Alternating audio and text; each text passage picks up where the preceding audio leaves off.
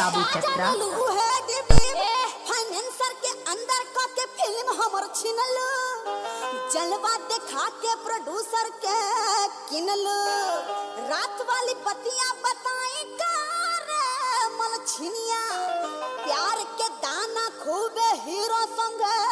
बिनल तोर काम है देर लागे न लहंगा लसहर में सब जानी ले हम तोरा बारे में बजाते रहना यार।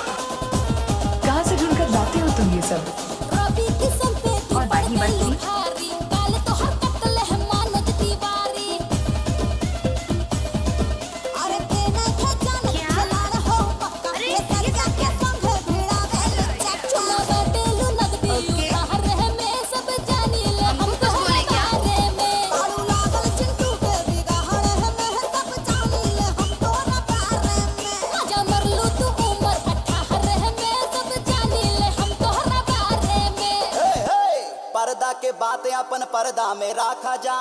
पर्दा के बातें अपन पर्दा में रखा जा एक दूसरा के जनी लाइफ में झांका जा लोग सोची का तोहनी के बारे में कसर छोड़ लो ना इज्जत उतारे में लोग सोची का तोहनी के बारे में कसर छोड़ लो ना इज्जत उतारे में रानी दारू मदिरा पिए के आज मौका बमस्ती में जिए के दिल के दर्द अंजना कहाँ गाँव बतहार हो? क्या काम है? एक दूसरा से दर्जन मिलते बाबू। रहे के आज मौका बा मस्ती में जिए के चतरा चतरा चतरा